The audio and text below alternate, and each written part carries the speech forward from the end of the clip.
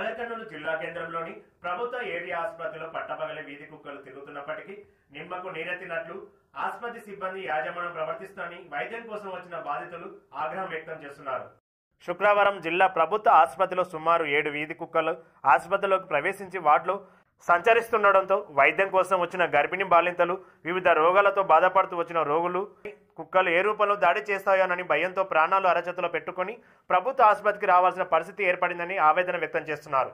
నాగర్ జిల్లా నిత్యం వైద్యం కోసం వివిధ దూర ప్రాంతాల నుంచి గ్రామీణ ప్రజలు, పట్టణ ప్రజలు ప్రభుత్వ ఆసుపత్రికి వైద్యం కోసం రావడం జరుగుతుందని జిల్లా అధికారులు, జిల్లా కలెక్టర్ నిత్యం ఆకస్మిక తనిఖీలు నిర్వహించినప్పటికీ అక్కడున్న సిబ్బందికి, యాజమాన్యానికి ఏమీ పట్టనట్టుగా విధులు నిర్వహిస్తున్నారని అనడానికి సాక్ష్యంగా వీధి కుక్కలు సంచరిస్తున్నాయని చెప్పవచ్చు.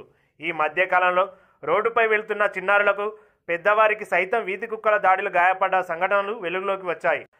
అలాంటి వీధి కుక్కలు ప్రభుత్వ ఆసుపత్రిలో స్వేచ్ఛగా సంచరిస్తుంటే వాటిని తరిమే సిబ్బంది లేకపోవడం గమనార్హం. ఇప్పటికైనా ఆసుపత్రి యాజమాన్యం సిబ్బంది వీధి కుక్కలను ఆసుపత్రి లోపలికి రాకుండా చర్యలు తీసుకోవాలని ఆసుపత్రికి వచ్చే రోగులు కోరుతున్నారు.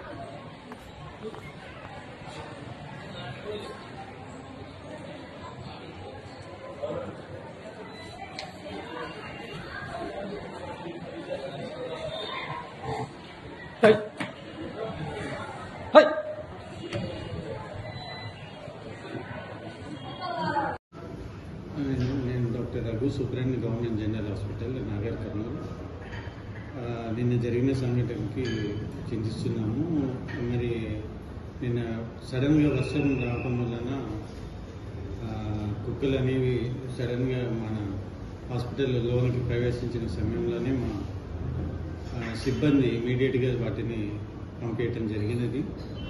ఇటువంటి సంఘటనలకి నేను కూడా దిగ్భ్రాంతి చెందేసేసి మా ఆర్ఎంఓ దశరథ్ గారు, తర్వాత మా సిబ్బందితో ఇమీడియట్గా అప్పటికప్పుడు వాటిని చెదరవడం జరిగింది.